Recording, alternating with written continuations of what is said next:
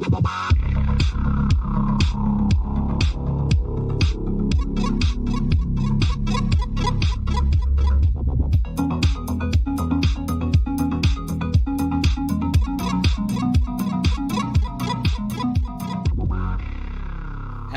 and welcome to the Unlucky Frog Gaming Podcast. You are joined by two of your usual hosts here. We've got Tom Mannering. Hello.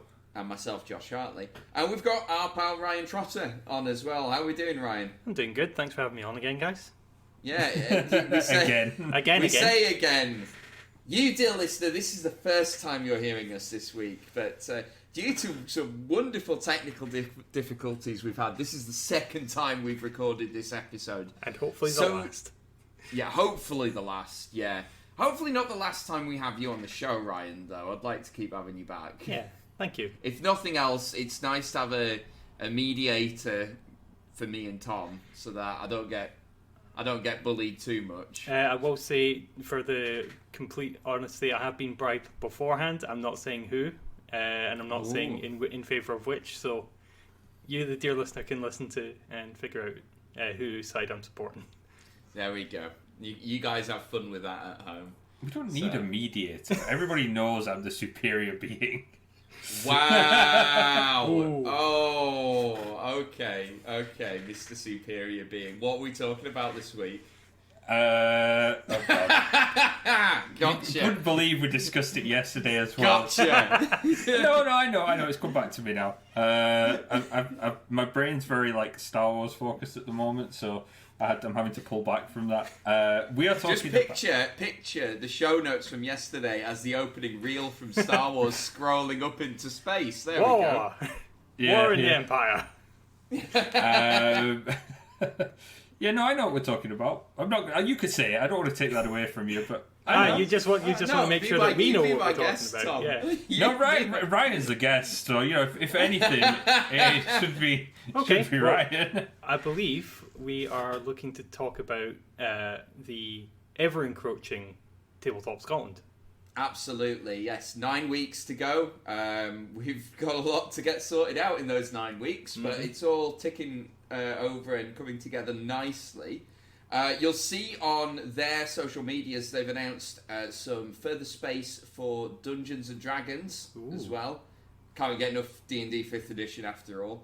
And there's go check out the website. We'll have the web address in the show notes below, and go to the events section. That's going to give you all of the D&D sessions that you can book yourself in on, including the D&D epics as well, which I've never had the pleasure of taking part in. I don't know, have you guys ever had a chance to do one of those? No, I've not had a shot at that. What's a D&D epic? It's basically like the big Pathfinder style. Oh, the multi-tables, multi-table event. Oh, yes. In that in a different life, yes, I have, but not in a D&D specific setting. Yeah. How do you guys find them? Because they sound really fun to me, but I'd probably be on the player end rather than the. So I can say this from both sides. As a GM, they are challenging. Depending on the one you run, it can also be a lot of fun. Mm-hmm. As a player, it's hilarious to just sit and watch all these moving parts. Sometimes you get caught in the gears, but a lot of the time it pays off to this big feeling of working together to achieve something. Not just with your own table, but with several other tables. Yeah, and I mean we're talking about 10 tables of 4 to 6 people on each, so it's a lot of players. It's a lot of people.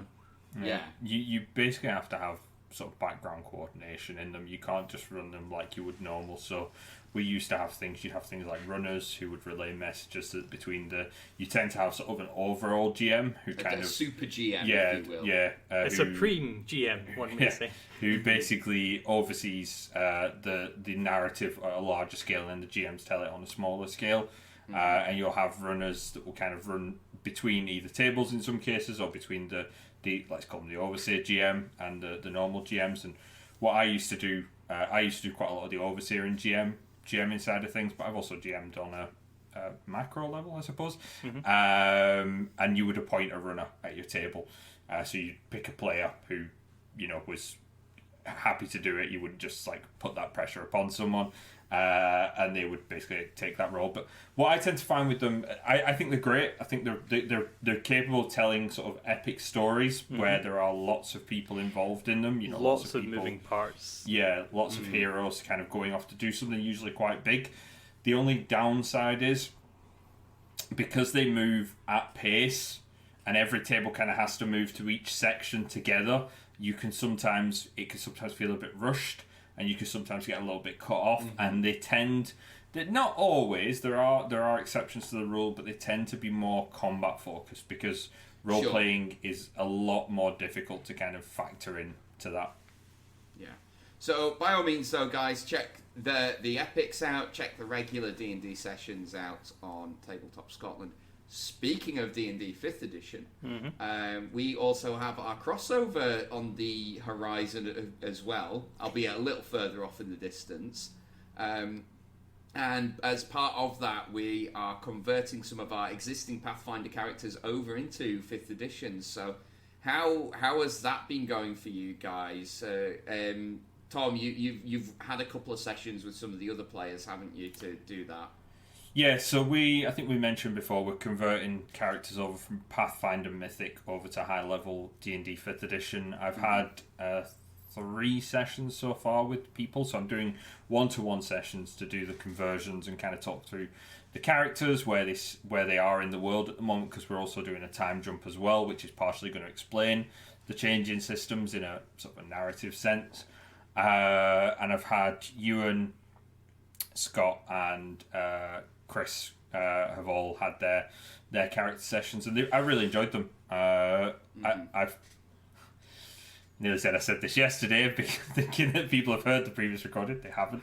As I did say yesterday on the recording, you haven't heard. I think for me, it's really impressive how quickly you can make a 5th edition D&D character, even at high level, compared to Pathfinder, where it's, there's a lot more crunch, there's a lot more feats, there's a lot more options.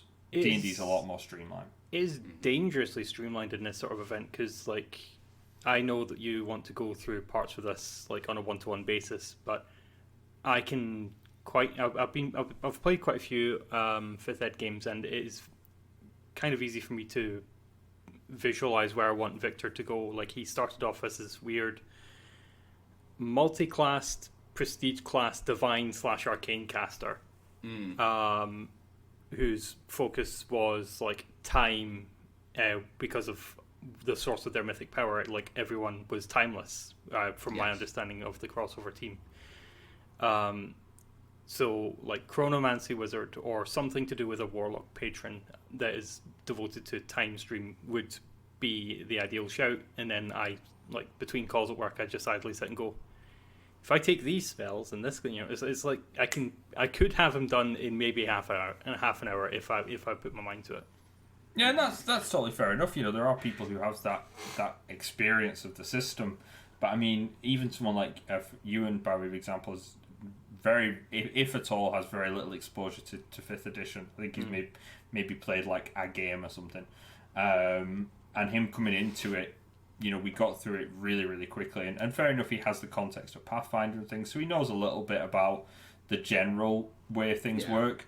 But even then, to get a 14th level character out in, I think it was about an hour and 15 minutes, we got the character done from start to finish. That's so quick compared to how long that would take you. In Pathfinder, that would be an afternoon, that would be a day, that would be you have your concept and now need to try and get there. That's you looking through all the splat books, all the advanced classes, and what feat trees you can and can't take. Yeah, it's a project. It's not just something you can sit down and do. It's an actual research project. That's actually something that's put the fear of God in me with some other games I'm in. I'm in a high-end Pathfinder game with yourself, Tom, trying to have the time to make another high-level character that you feel like you have a handle on from the word go in Pathfinder is very difficult. You have to wear the character in like a pair of old slippers, whereas with D&D is a lot more streamlined, a lot more simplified. And I feel like if you start from zero and show somebody a level 14 character sheet, there's a lot less to take in, especially with a martial class in D&D than in Pathfinder. Yeah, I mentioned on a previous episode, I made and played a level 20 character in 5th edition, which, was a massive jump. And not only was it pretty easy, it was a lot of fun, which is what you want it to be. And I'm not saying that high-level 5th edition D&D is not without its problems and there aren't balance issues. There are. But overall, as an experience, it's really positive. I mean, I've got sessions with yourself and Josh this week. Yeah. Hopefully with Josh. Josh is actually the one person I've not scheduled in because I care less about him. I'm joking. Wow. I mean, to be fair though, I'm currently playing Locag, my Pathfinder character, was a mythic level Goliath barbarian, and I am currently playing in a different D&D campaign a level 16 half orc barbarian. So are you level 16 in that? Jesus. Yeah. Was that the Avernus one? Yes. Did you start that at level 1? Started at level 1. And you survived? Is that the character you had from the beginning? I mean, don't get me wrong. It is a meat grinder of a campaign. I think Dave has changed and shuffled it up quite a bit, right, to our tastes. I think you're also a barbarian, so it's really hard to kill a barbarian. Built to last. I think we talked about this the last time we were on. I was on actually. It was you were saying it's a very brutal campaign, but you've not seen like as many traps in a very small area before, and I was like, Tomb of Annihilation, Josh. Yeah, I've never that. No, I've never tackled Tomb. I played very briefly in a campaign at the start of Tomb of Annihilation. So the start of Tomb of Annihilation and the actual tomb itself are two very different campaigns. Yeah, because we had the dinosaur riding and all of that. Yeah, the fun bit. I was going to say, like, it feels like you're being given gifts whenever you uncover hexes in the exploratory part. When you get into the dungeon itself, everything there wants to kill you, especially the GM. As well it should. Yeah. As well it should. Anyway, I say all of this to make the point that I don't think it's going to take an awful lot of effort for me to build a level 14 barbarian, because I've already got a fair degree of knowledge experience about that class at high and what level. you'd want to have in that. Yeah. Sure. And it's not like, I mean, here are sort of the key characteristics of Locag. Okay. He's a Goliath, so that's the big difference. So obviously there's some racial traits there for Goliaths that are going to differ for half orcs, but that's fairly easy to. I mean, we figure that out at level 1 and then go from there. His weapon is a magical flaming greatsword, so we'll discuss with Tom how I'm best to represent that. I'm sure there'll be a way to do that, though, for a level 14 character. He hates giants, so he gets bonuses against attacking giants. I don't know. We're playing with feats, aren't we? Yeah. That's going to be the big difference, because Dave has turned feats off for our campaign. So that's probably the thing I'm going to need to do the most research on, actually, of the various feats. Even then, like... It's not like the feats in Pathfinder First Edition where you've got literally thousands. Yeah, it's like 25. And there's like more from the splat books that you get, but with 5th edition the feats are very archetypical of what you're wanting to do. Like, I'm a big guy with a great sword, great weapon master. You can re-roll your ones on your attack rolls, on your damage rolls. Yeah, I want to be a sly bard type actor. Take actors so you can impersonate people. Like, it's just a lot more simplified. They're a lot more powerful. But the trade-off is you don't get your stat bumps. Yeah. So they compensate the lack of mechanical strength with some more tools you can use. Yeah.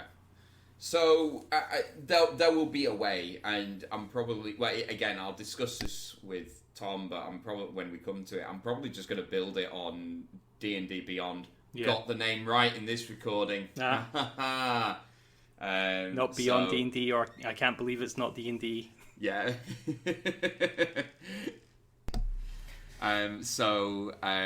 We can probably build it online on that, and I can just scribble it down on a character sheet to bring with me to the crossover, and that will smooth things over because it is really easy to use. Well, you also need to put them in. Like, I don't know if you said, Tom, that we might be doing some online sessions beforehand. We are. So you can use the Chrome thing you were talking about in yesterday's non-recording to the extension to pull them over. The extension Beyond 20 is a Chrome extension that lets you use your character sheet from D&D Beyond in Roll20, which is super handy. And we've been using it all throughout Dave's Avernus campaign, and it's pretty. I haven't noticed any significant glitches with it or anything. That's so good. It's pretty smooth and easy to use, which is nice. So yeah, we'll obviously, guys, we'll report back on how that process goes and more on the crossover as we get to it and as it happens. So Looking watch forward the to it. space. We're going to move on to some sad news now. Actually, we heard this week, and those of you who are on social media have probably in the area are probably already aware. But there's a shop, Comic Crazy, in Paisley that, amongst, as the name suggests, sells comics, but they also sell a lot of tabletop gaming merchandise, and hosted a lot of events there as well. D&D, Magic the Gathering, various Games Workshop games, and just board games in general. They've announced that they are going to cease trading. They've got a closing down sale on at the moment, but basically citing difficulties that I think a lot of retailers have been facing since the pandemic. They're not going to be able to continue anymore. So first of all, we wanted to just say, really sad news. No one likes to see a retailer like this go out of business. No. We've all got like very, very fond memories of various events that we attended there as well. We went to a few Magic the Gathering pre-releases out that way, didn't we? Yeah, I only attended the War of the Spark one with you guys. Before then, I'd never actually set foot in it, but it was probably one of my top experiences in a brick and mortar store of that type. Because I've been to several different gaming establishments of that ilk, but it was very well laid out. Staff were very kind, and the community I think that they had there seemed solid. It was nice, yeah. It was not too intense, which you can get at some gaming shops. Yeah, but yeah, I certainly enjoyed the pre-releases. I particularly remember the pre-release for Magic Core 21. No, beg your pardon. It would have been Core 20. No, Core 19, because it was when the World Cup was on. Right. Yeah. I can distinctly remember the "It's Coming Home" memes being bounded around the internet, and I believe on the day that we were at that pre-release, England were playing Sweden in the group stages. So I've just got you get those bizarre linked memories. Yeah. That's I have that. It's like whenever you pull a card from Core 19, you just think it's coming home. It's coming home. Yeah. Yes, it didn't come home, no, and it hasn't come home since. 1966. As everyone outside of England is eternally grateful for. I mean, I'm from England, and I'm kind of grateful for it as well, because God knows we'd never hear the end of Treason! Treason! Do you know, if we won and they'd shut up about it, I'd be fine, but they wouldn't, so... No, we wouldn't. Josh, putting his hands up there saying, nope, guilty as charged. Yeah. Fair enough. It's a real shame because, there's not a lot of these stores in the first place. They're a luxury to have them in your area, and if you do have one of the reasons why we wanted to bring this up today is we want to encourage people to support these kinds of places. Yeah. Do go in, do make your purchases if you can from those stores, you know.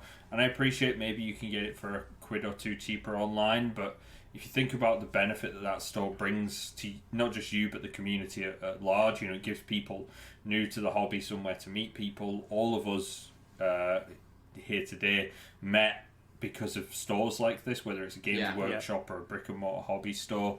You know, we met in these kinds of places, so we kind of really wanted to encourage people to go in and support them where you can. And I know obviously financially things are tough at the minute for a lot of people, but if you are making these purchases, you know, do try and support them, and support within your means. Yeah, you know, we're not gacha gaming you here where we're asking you to make it an addiction and spend all your money on it. Well, with gachas you at least get the reward of a JPEG waifu. Here it's just like 3 white guys asking you to help support brick and mortar. I feel that we're on the higher end of that morality scale. Fair. Weirdly, it's not often I'll take the moral high ground, but I think this is one time we're allowed it. You've got to take it where you can, right? Yeah, definitely. And also, if you are going into these places and you are using them, you know, do support them as well when you're there. You know, if they've got cafes and things like that, do, you know, buy food and drink from them, and do, you know, if you don't want their food and drink because the quality maybe isn't the best, as it can be in some of these places, support them in other ways, you know, buy products, whether it's magic boosters, dice, whatever. There is always that horror story of that time that somebody brought a packed lunch to Pathfinder Society. Yeah, you beat me to it, right? Like, Tom, do you have any anecdotes? Love how you two are now telling my story because you heard it yesterday. Although in fairness, Ryan was there as well. Yeah. Yes. I do have an anecdote, weirdly enough, guys. How coincidental. Let's hear it. An amusing anecdote about people not wanting to buy food from their local gaming shop. Yeah, so we used to run Pathfinder Society in one of these stores in Glasgow, in Geek Retreat. And part of our sort of verbal contract with them was that obviously when people came in, they would be making purchases, they would be buying food and drink and things like that. And when myself and Ryan were at a table, I was running a game, 5 or 6 players. One of the players sat immediately to my right, I remember very vividly, popped his lunchbox out mid-game and pulled out his sandwiches and his wee Capri Sun carton and his, you know, biscuit or something, and just like went to chow down. It was in the middle of like a rather serious conversation between like another 2 players, I remember. Like, and slowly and by degrees, people just like stopped talking and just turned to watch this guy. I feel like it didn't, right? But in my head, my kind of like sort of memory of it is that it kind of almost reverberated throughout the entire room. You know, like kind of in a Western, when like the stranger walks into the saloon, it really kind of felt like stops. That. Yeah. Like everyone stares. I will say there wasn't a guy playing a piano, but It could have been. I was imagining you did have a guy playing a honky-tonk piano providing some exciting music for the combat. Really ramps the RP experience. Yeah. But no, so everybody at the table did go silent. That much is true. I kind of looked at him and we were just kind of like, what the fuck are you doing? Like, you know, this is not what you do. And I think if memory serves, I think I told him to go and eat his sandwich outside or something. And again, you know, I appreciate money might have been a factor, but if you can't pay for a service, you don't take that service, right? And, you know, at the very least, he could have come in, he could have bought, you know, a pack of magic cards, a couple of Cokes, you know, and then had his lunch beforehand or gone outside and had a break. And because we used to take like 15-minute breaks and stuff as well. And had a bit of decency. You don't. It's the old kind of example. You don't take a McDonald's into Burger King. You know, it's just it's not good faith. I mean, you don't enter a Burger King when McDonald's is superior. Burger King is far superior to McDonald's. No, I'm with Ryan on this one. I much prefer McDonald's. No. If I want a nice burger, I'm going to like a local place, not a chain. If I want a cheap, nasty burger that is going to satisfy me on a dirty level, I'm going to Mackie D's. No, you're both wrong. On that guilty pleasure though, it's KFC for me. Like I know this will kill me but I'm hungry and I want grease and fat. I mean, a single KFC won't kill you, Ryan. It won't. How but many are you having? They add up, Tom. I know, mate. Lockdown taught me that the hard way. Like, for me, it's Burger King over McDonald's, unless McDonald's have the big tasty on, and then McDonald's steps up over Burger King at that point in time. That is fair. See, my order from McDonald's is actually like just the little double cheeseburgers. I don't know why. What's wrong with you? They're nice. No, they No, are, but that's not a main order. That's like I'm passing McDonald's. I get 2 of them. Oh, well. One in each hand. Yeah, exactly. You're double fisting. Dual. I'd prefer if you never use the phrase dual fisting ever again. I'm dual wielding double cheeseburgers. Okay. So I get an extra attack out of them. But You take a bonus action and you get winded every 5 steps. I feel like we're drifting away from our message here. Sorry, yes, absolutely.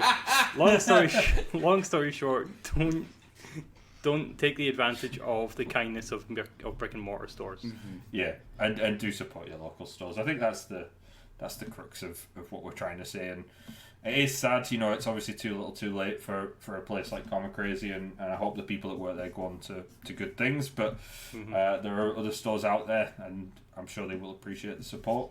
Yeah, I mean, there's some fantastic stores. There's no local one to Carlisle, is the unfortunate thing, apart from the not Games Workshop. It's called Warhammer now. Themed after John Warhammer. John W. Warhammer. We've got the Warhammer store here, but that's It sounds to me, Josh, like you've identified a gap in the market. No, don't make me don't encourage me to do this, because it is a bad idea. That is fair. I don't think Carlisle has the community to support it, to be honest. It's not a big enough community there, because I remember they did, when I lived in Carlisle, the Waterstones used to do Magic the Gathering events in there, and they weren't massive. Like, you wouldn't get a lot of people turning out for them. So I think, and I mentioned yesterday, there was a store when I lived in Carlisle. A store is very loose. It was like you had to go like to the far end of Carlisle, up near where the castle is, and where the history museum is, and there was a shop front, and I'm using finger quotes around that, right? That basically you went into, and it was like a guy's living room. It was like a guy on a couch, and then there's like 4 shelves with like some product on them. Right. Were any of these like handmade, like crayon drawn DM screens? No, they weren't, like weird little fetishes or something. It was nothing like creepy dolls. It was nothing quite that bad. Yeah. When just to clear up, Tom is using the literal use of fetishes, yes. nothing more. Yes. Nothing more. Ornamentation of Yes. sticks and feathers. That wasn't. Sorry, well done, Josh. But I remember I went in once, and I say that I went in once, right? That is the sentence, right? I went in once because someone had told me about this place, and like I looked around, and the guy was like sitting on his like sofa thing, and he kind of locks eyes with me, and I was like, thanks, bye. And I'd literally got like 2 steps in. When you say somebody told you about it, was it like in the surround? Like, was it as part of a dare? No, like it was legitimately a place. It was on the internet. It was registered as a shop. It just didn't look like a shop. I'm just imagining that this was a message written on the wall of the gents' toilets somewhere. Like, if you want D&D products, hit me up for a here. good time playing D&D. I was going to say, for a good time, brackets, playing D&D. Or... In fairness, it would not be the first time I have walked into a stranger's house without an invitation. Part of me was worried it was just like, it wouldn't be the first time that I read a message on the bathroom stall. I mean, I read the messages, it's polite. I don't act on them. Yeah. Someone's taken the time to write that abuse, someone has to read it. So tell me about this other time that you've walked into a stranger's house and invited. So it was New Year's Eve. We're actually getting into the story. I thought you were going to dodge it. Yeah. No, I'll tell you it. It was New Year's Eve, must have been 12, 13 years ago, maybe. And a group of us were heading over to our friend's house for New Year's Eve. We were going to be staying overnight there. We'd got drinks and things in, but this friend had recently moved. So it was the first time we were going to his house. Right. For most of us, I think one of us had been there before. And we got a taxi out there. And it was like a really long street they lived on in the middle of like the country. So it was like kind of a load of terrace houses, but then like trees everywhere else. I got out of the taxi. I was the first one out. And in my head, I had the house number. Like, I had it in my head, I had it locked in. So I'd like, the other guys were getting the stuff out of the boot of the car, but I had like a backpack that I'd had on my lap in the car. So I walked up to the house, walked up the path, and we used to just walk into each other's houses. Like, if we knew we were coming, we wouldn't knock and things like that. Because like you do. We knew each other. That's normal. I walked through, like, so it was kind of one of these houses where it has like a kind of a little hallway, and then you kind of go into the living room, and then the kitchen's at the back of the house. And all of them kind of mirrored this. So I walk in, and I walk out the little hallway, and I go into like the living room, and like there's a couch, and the TV's on, but there's nobody in there. But this dog comes running through, and it's like looking up at me, and my brain goes, he doesn't have a dog. So I'm like, my brain's slowly like trying to work out like, why is there a dog here? He doesn't have this dog. And then this guy leans back in like the doorway of the kitchen, and he's like the biggest, meanest looking guy I've ever seen. And I just backed out, like just walked out backwards, like moonwalked out of this guy's house and just closed the door. And the other two guys I was with, I stood at at the gate laughing their asses off because they'd seen me go in and just been like, just let it ride, Yeah. Let's see how this plays out. Turns out the guy was going to invite you in for New Year's Eve. Who knows, man? I mean, his dog seemed quite keen on me. So then I went 2 doors down, and that was actually his house. And then it was a terrible night because we played the World of Warcraft board game, which is one of the worst board games I've ever had the displeasure of playing. I would not wish that on my worst enemies. I'd wish the setup on the worst enemies, not playing it. Both. I remember... is it worse than zombies? Yes. Yes. When you have the expansions across 3 different boxes, we had like a big table when I used to play this that was like main Azeroth. Then we had a side table which was like Outlands or wherever the Burning Crusade takes place. Yeah, that's right. Then we had another table where all the minis and all the cards were kept for all the expansions, and it was just like 3 hours of setup for maybe 45 minutes of the game. And the thing is, like, it takes all the worst things of Warcraft. Like, yeah. Do you like the grind in Warcraft? Then you'll love the World of Warcraft board game. Do you like the chance of not getting a reward from a quest that suits your character? Then you'll love this board game. Like, you pick your class, you go do a quest, it's like, oh, cool, I got this green item that is for a druid. I'm a paladin. What am I going to do with this? Yeah, it's not a good game. Fantastic. Yeah. And on the note of one of the worst board games you guys have played, we'll draw this week's episode to a close. And as always, guys, thank you very much for listening. And until next time, take care. Bye! Bye! Bye-bye.